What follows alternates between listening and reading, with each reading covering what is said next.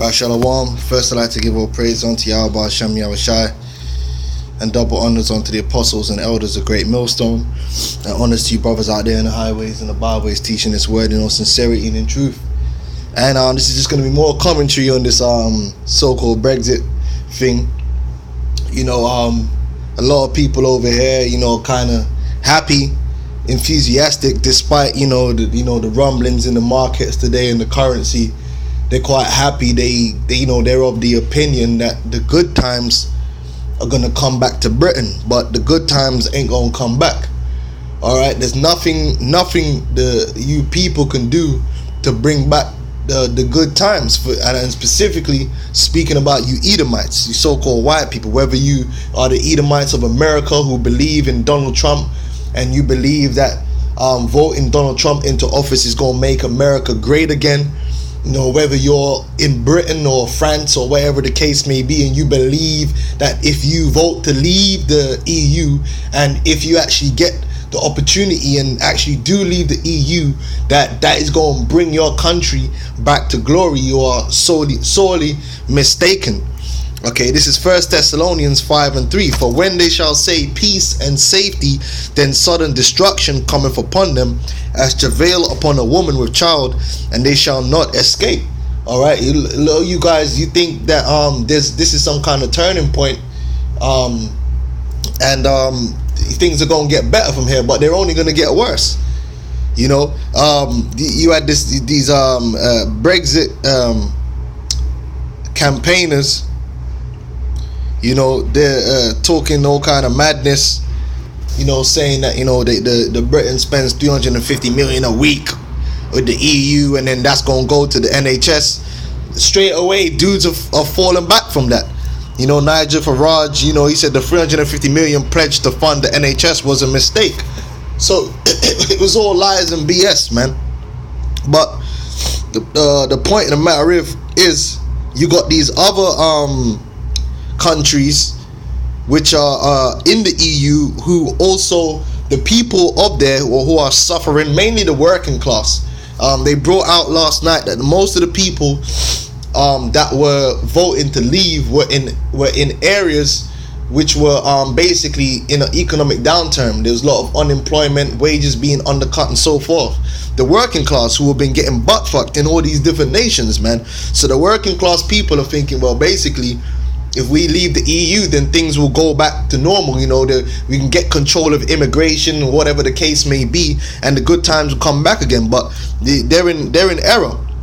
It says, who will be Nexit, the Swigsit, Chexit, and Frexits that could follow Britain out of the EU, which Britain is not out of the EU, but they've voted in an advisory referendum to leave the EU. But you know, that's their so-called plan. These other nations might might vote to plan to leave the EU as well, and the aftershocks hitting the comment, and you can see here by the polls, Greece, France, Spain, Germany, Netherlands, Sweden, all these different nations have a significant amount of their population, according to these polls, who support leaving the EU. So we're in that time where the scripture says they shall not cleave unto each other. The populations are divided, and Europe is divided ideologically. Okay. It says Eurosceptic parties across continent would now demand their own outpoll, which, as these things come to pass, is going to cause more volatility and so forth. Voters in Sweden and Denmark are anti-EU and may demand a referendum. Czech Prime Minister has already warned Brexit could trigger a Chexit.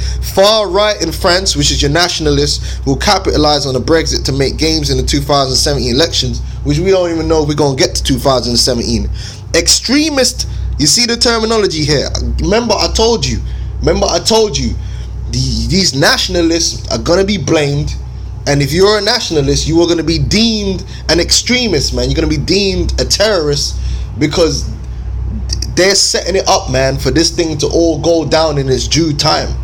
And don't forget, meanwhile, on the Eastern Front, NATO is preparing for war with Russia, and Russia is preparing for war with NATO. That has not stopped. Okay, that hasn't stopped because there's some kind of referendum. Okay, All right, everything is still moving forward, man. You know what I'm saying? Like, extremist politicians in Netherlands say Dutch should have their say. All right. This is another article I wanted to bring out real quick.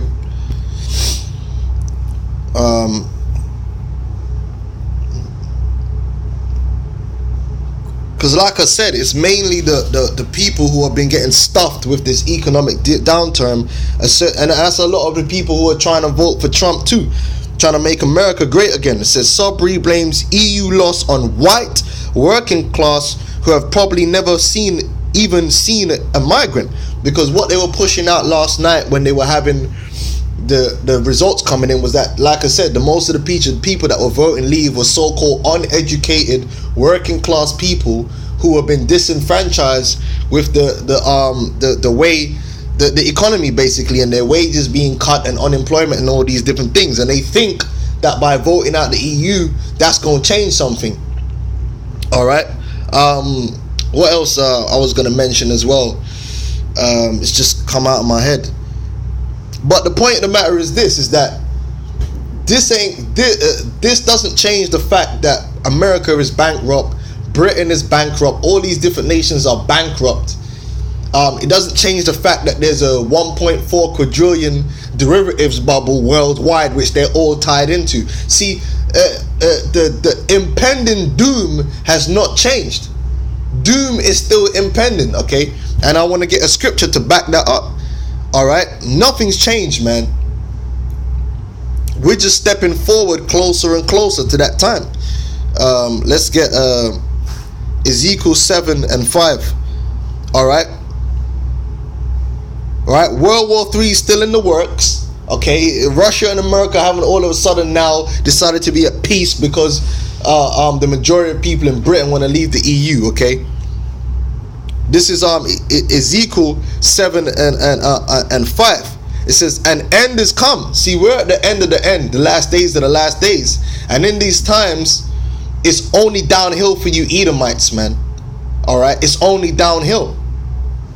All right, you ain't gonna do nothing and return yourself back to prior glory, to return the middle class back to its prior glory, or whatever the case may be. Okay, America it's impossible to make America great again. It's impossible to make Britain great again and sovereign. First of all, Britain was ultimately never sovereign, because the Bank of England is a privately owned bank by the Rothschilds and other elite banking families whose agenda it is to have a new world order. So voting out of the EU, well, you still got a bank which is run by the same people. See, it's all bullshit. You ain't doing a damn thing, man. All right, the elect are gonna be sealed. Your society, this world, is gonna enter into a time of tribulation which has never been seen before on the planet Earth, and the Lord Yahweh Shai is gonna make his return. It's as simple as that. This is just prophecy fulfilling, as the Apostle Tahar brought out about Daniel's 2nd chapter, where you were gonna have these nationalistic, xenophobic sentiments in Europe, which it's spoken about in the book of Daniel's, man, about they shall not cleave together. All right, but guess what? The war is on its way. All right, mute reception. Do you know how much the volume is? 28. All right, cheers. All right, what? Okay, let me get this precept out. It says, "An end is come, the end is come. It watcheth for thee. Behold, it is come. The morning is come unto thee. O thou that dwellest in the land, the time is come. The day of trouble is near." See, a lot of these people are fucking happy, thinking it's a fucking joke, man. The day of trouble is near, and not the sounding again of the mountains. Now will I surely pour out my fury upon thee. Now this applied to Israel before, but now it applies to you Edomites. "And accomplish mine anger upon thee, and I will judge thee according to thy ways, and will recompense thee for all thine abomination." Like they got the Pride march going on this weekend. "And mine eye shall not have pity, not spare, neither will I have pity. I will recompense thee according to thy ways and thine abominations that are in the midst of thee, and ye shall know that I am the Lord that smiteth." All right. It says, behold the day, behold it is come, the morning is gone forth, the rod hath blossomed, pride hath budded. Hey man, like these faggots. Alright, okay. Violence is risen up into the rod of wickedness, none of them shall remain, nor of their multitude, nor of any of theirs, neither shall there be wailing for them. The time is come, the day draweth near, let not the buyer rejoice, nor the seller mourn, for wrath is upon all the multitude. Alright, and you can read the rest of this. Well, man, to hell with it. I'm gonna read it up. For the seller shall not return to that which is sold, although they were yet alive. For the vision is touching the whole multitude thereof, which shall not return. Neither shall any strengthen himself in the iniquity of his life.